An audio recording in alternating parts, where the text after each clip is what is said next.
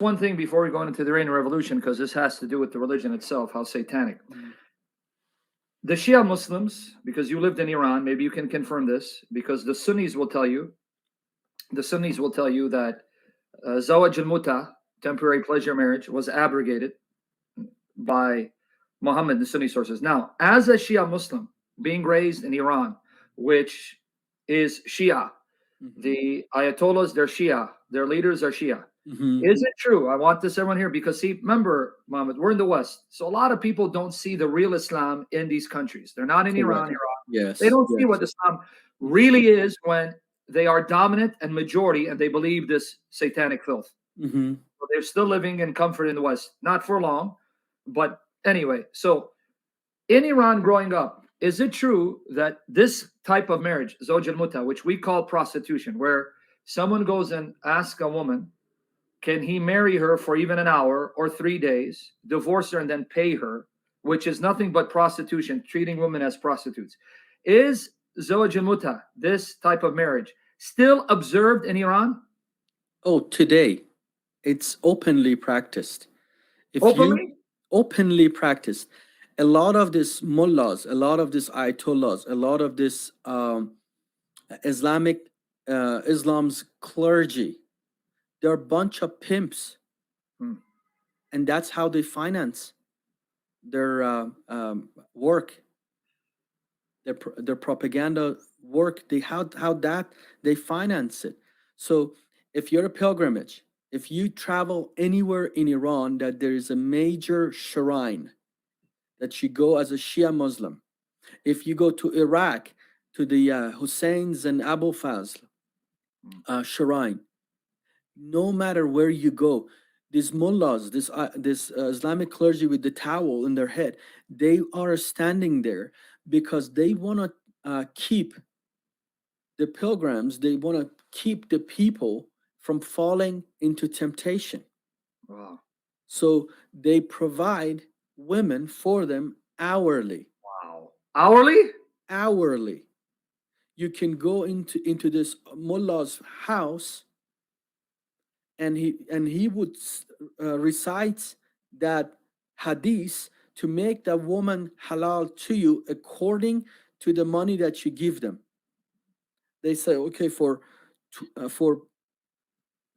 $200 you can have this woman, and they recite that of course in Arabic, and you say na'am, and then you have the woman for the next 2 hours.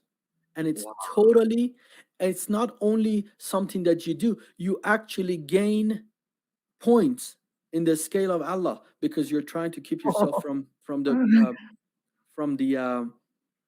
temptation that could cause you, because as a pilgrim you're away from home, so Muslim man might fall into temptation and do something that is evil. So they do this to keep him according to the Islamic law.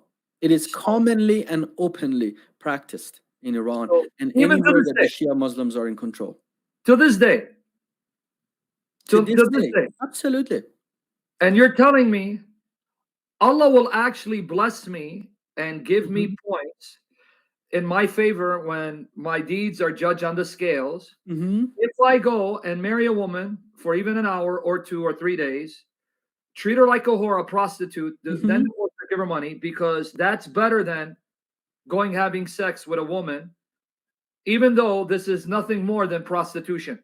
Nothing. And the clergy that is the pimp, what we call it Islamic clergy, that guy that recites the blessing, he's already telling you you're doing good. I'm sorry, man, I don't mean to laugh. You know, I'm laughing because when I see the reaction of Christians, that stuff we already know, that you can see the shock. That's why I'm putting their comments, because they really have been deceived in the West that Islam is a respectable, decent, moral religion. Is just one of many religions like Buddhism, respectful, it dignifies humanity, and those who actually live it and live in Muslim and see how filthy and wicked and vile and immoral it is. So I just want to make this clear, because I want to give them the time. When you have people in the West claiming to be Christian who do these things, they are false Christians, dishonoring Jesus, shaming Jesus. They are adulterers, fornicators, sexually immoral. They will not see the face of God until they repent. But here you're hearing that to do this is to be a good Muslim, especially a Shia Muslim. 100%. And many of the Yemenis, Iraqis, Syrian Shias, they come to Iran for that. They come for that, right? Well, brother, In the name of pilgrimage, they come to Iran as pilgrims, and the ayatollahs and the clergies and this Muslim imams are waiting for them to serve them with the Iranian woman. And those people really believe that the Iranian women are beautiful. Wow. So and here's a good that question. is Finish your this point. is the pilgrims. People, please understand me. This is the time that they're trying to go someplace for pilgrimage. They're going someplace to dedicate more of their life to Allah, but prostitution is a part of it. Yeah. I mean, if you read the Bible and you say, okay, the temple of Diana is, or bestiality or things that has happened in the ancient Romans, it's something out there for the history. You don't live in reality. Yeah. Because this is happening all over Middle East. Yeah. People brother, go to these shrines, to these temples, and prostitution is a part of their worship. So, Nothing brother, has changed.